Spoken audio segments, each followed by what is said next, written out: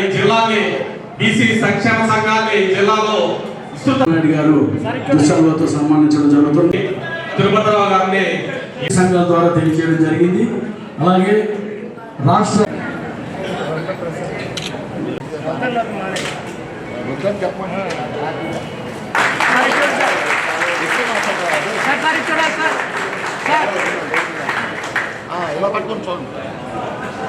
జై బీసీ, జై బీసీ, జై బీసీ, జై అన్నపల్లి, జై అన్నపల్లి, జై Annapalli.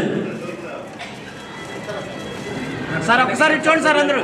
Sir sir ready sir.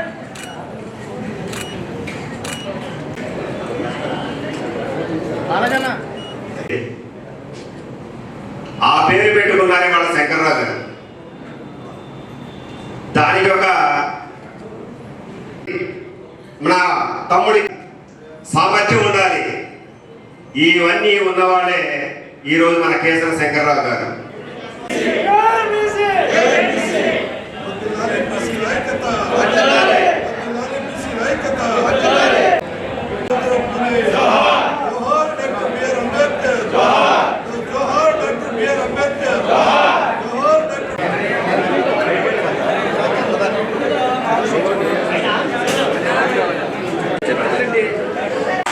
Thank you very much అన్న.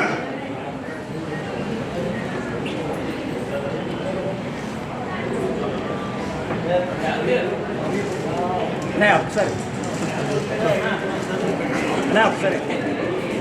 ఓకే. ఉన్నటువంటి బీసీ సోదరులందరికీ, పెద్దలకు, ఎదురున్నటువంటి మహిళా సోదరీమణులకు, సోదరులకు అందరికీ పేరు పేరున హృదయపూర్వకమైనటువంటి అభినందనలు. ఈరోజునే ఎందుకంటే ఈరోజు బీసీలు ఐక్యతని చాటవలసినటువంటి అవసరం ఉంది. మరి శంకర్రావు గారు చాలా చాలా సుదీర్ఘమైనటువంటి పోరాటాలు చేస్తున్నారు. ఆయనకి రాష్ట్ర వ్యాప్తంగా కూడా అన్ని జిల్లాల్లో, అన్ని నగరాల్లో, మండలాల్లో కమిటీలు ఏర్పాటు చేయాలి. బీసీ ఉద్యమం అనేది అవసరం. ఈరోజు విభజించి పాలిస్తున్నటువంటి సమయంలో బీసీలంతా కూడా ఏకం కావాల్సినటువంటి అవసరం ఉందన్నటువంటి నినాదంతో ప్రయాణం చేస్తున్నటువంటి శంకర్రావు గారికి మరి తిరుపతిరావు అన్న మంచి నాయకుడు దొరకటం, మరి వారి నాయకత్వంలో ఈ జిల్లాలో అన్ని మండలాలు, అదేవిధంగా నియోజకవర్గాల్లో కమిటీలు వేసి ఈ యొక్క బీసీల ఐక్యతని చాటాలని, దానికి మా వంతుగా నిరంతరం ఇప్పుడు కూడా సహకారం ఉంటుందని చెప్పి తెలియజేస్తాం. మిత్రులకి అందరికీ ముందుగా హృదయపూర్వక నమస్కారాలు. ఈరోజు ఏలూరు జిల్లాకి నూతనంగా అధ్యక్షుడిని నియమించడం జరిగింది. తిరుపతి అనేటువంటి వ్యక్తి యువకుడు, ఉత్సాహవంతుడు.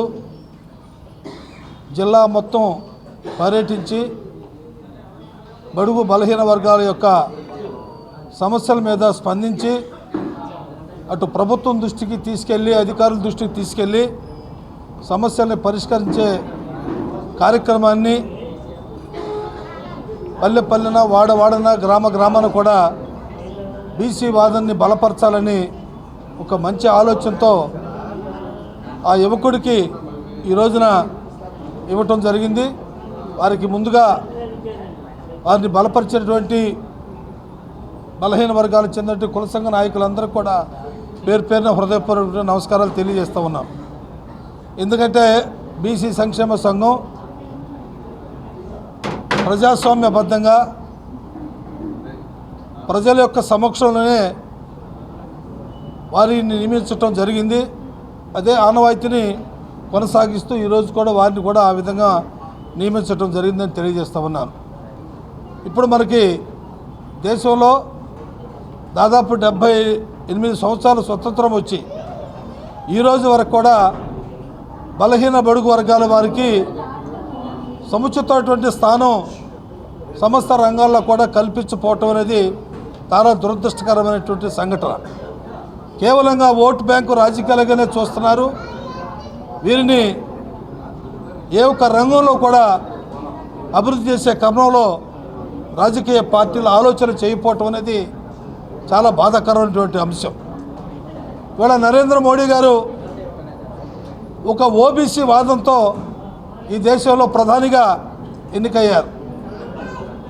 ఆయన చెప్పాడు, నేను ఛాయ్ వాలాని, నేను ఓబీసీకి చెందినటువంటి వ్యక్తిని, ఈ దేశ ప్రధాని అయితే ఓబీసీల సమస్యల పరిష్కారానికి నేను ముందుంటానని చెప్పడం కూడా జరిగింది.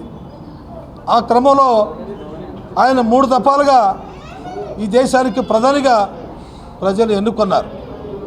మేము అడుగుతా ఉన్నాం, ప్రధాని గారు, ఈ దేశంలో ప్రజలందరూ కూడా మీ నాయకత్వం పట్ల ఎంతో విశ్వాసంతో ఓట్లేశారు.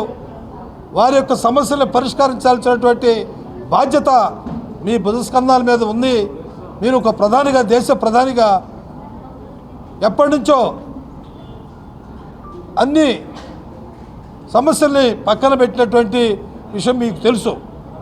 అందుకని ఈ రోజున మేము కుల గణాంకాన్ని కొన్ని దశాబ్దాల నుంచి కూడా గల్లీ నుంచి ఢిల్లీ వరకు కూడా కుల గణాంకాలు చేయాలి, జనగణతో పాటు కుల గణాంకాలు కూడా చేయాలని అనేక ధర్నాలు, అనేక పోరాటాలు, అనేక ఉద్యమాలు గల్లీ నుంచి ఢిల్లీ వరకు కూడా మేము చేయటం జరిగింది. ఆ క్రమంలోనే దేశ ప్రధాని గారికి కూడా 4 సార్లు కలిసాం, కేంద్ర మంత్రులు కలిసాం, పార్లమెంటు సభ్యులు కలిసాం. అయ్యా పార్లమెంటు సభ్యులారా, మీరందరూ కూడా పార్లమెంటు సమావేశాలు జరిగేటప్పుడు జాతీయ స్థాయిలో జనగణతో పాటు కుల గణాంకాలు జరగాలని చెప్పని, మీరందరూ కూడా పార్లమెంటుని స్తంభింపజేయాలని చెప్పని పలు దఫాలుగా వారిని కూడా అడగటం కూడా జరిగింది. అదేవిధంగా యాదృచ్ఛికంగా మరి ఎన్డీఏ కూటమి ఒక నిర్ణయం తీసుకుంది, జనగణతో పాటే కుల గణాంకాలు కూడా చేయాలని చెప్పని. దానికి దేశం మొత్తం కూడా హర్షం వ్యక్తం చేయటం కూడా జరిగింది. అదే క్రమంలోనే చట్టసభలో కూడా బీసీలకి రిజర్వేషన్ కల్పించాలి. అదేవిధంగా ఎవరికీ లేనటువంటి క్రిమినల్ని తీసివేయాలని చెప్పని ప్రధానమైన డిమాండ్. దేశంలో ఒక బీసీ మంత్రిత్వ శాఖను పెట్టాలని అనేక దఫాలుగా డిమాండ్ చేస్తూ ఉన్నాం. అదేవిధంగా మహిళలకి 33% రిజర్వేషను కల్పించారు చట్టసభల్లో. మా ఓబీసీ, మా సబ్ కోటా ఎంత అనేది స్పష్టంగా తెలియజేయాలని ఈ రాష్ట్రంలో అనేక దఫాలుగా మహిళలతో కూడా ఒక్కరోజు రిలే నిరాహార దీక్ష కూడా వివిధ ప్రాంతాల్లో కూడా మేము పెట్టడం కూడా జరిగింది.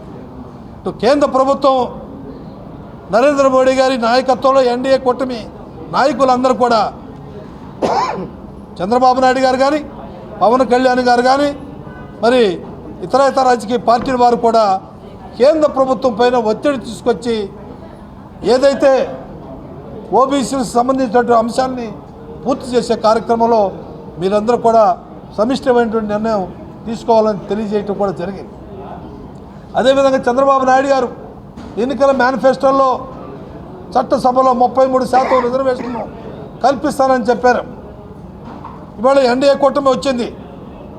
అదేవిధంగా నేను చంద్రబాబు నాయుడు గారిని అడుగుతా ఉన్నాం, మీరు ఏదైతే ఎన్నికల మేనిఫెస్టోలో 33% చట్టసభలో రిజర్వేషన్ చెప్పారో, ఇవాళ నరేంద్ర మోడీ గారిని మీరు ఒప్పించి చట్టసభలో కూడా 33% రిజర్వేషన్ను ఓబీసీలకు ఇచ్చినట్లయితే ఈ దేశంలో అన్ని రాష్ట్రాల్లో కూడా మిమ్మల్ని ఒక మహా వ్యక్తిగా కొలుస్తారనే విషయం కూడా మేము తెలియజేస్తూ ఉన్నాం.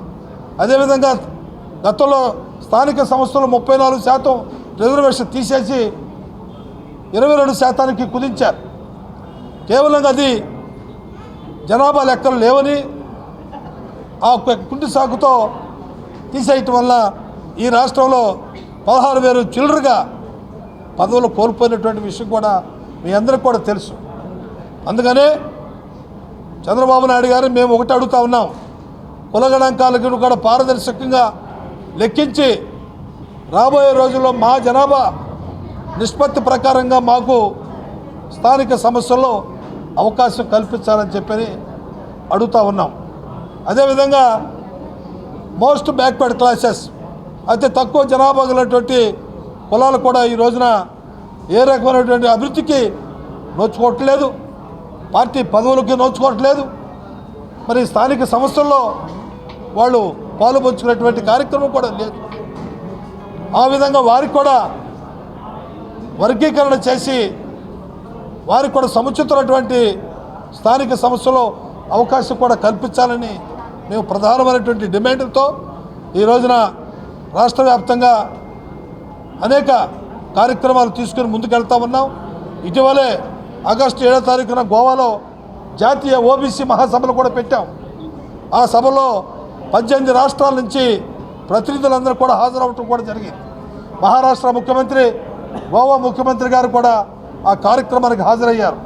మేము ఒకటే చెప్పాం, అయ్యా జాతీయ స్థాయిలో ఓబీసీలకి సమస్త రంగంలో న్యాయం జరగాలి అంటే తప్పనిసరిగా నరేంద్ర మోడీ గారిని మీరు ఒప్పించాలి.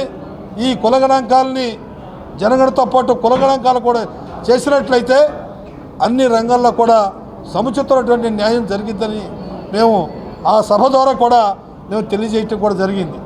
ఏది ఏమైనా కూడా కేంద్ర రాష్ట్ర ప్రభుత్వాలు బలహీన బడుగు వర్గాల్ని ఓటు బ్యాంకు రాజకీయాలనే చూడకుండా అన్ని రంగాల్లో కూడా వీరికి సముచితమైనటువంటి స్థానాన్ని ఇవ్వాలని చెప్పని మేము సంక్షేమ సంఘం తరఫున డిమాండ్ చేస్తూ ఉన్నాం. ఈరోజు మరి బడేటి చంటి గారు ఈ బాధ్యతని మరి కేసీని శంకర్రావు గారి ద్వారా మాకు అప్పగించడం, ఇవన్నీ కూడా మేము బీసీలకి ఎంతో సేవ చేయాలనే ఆలోచనతో మరి నాకు ఇచ్చినటువంటి ఈ అవకాశాన్ని నేను సద్వినియోగం చేసుకొని అందరికీ ఉపయోగపడేలా ఉంటానని తెలియజేస్తూ సెలవు చేస్తాను.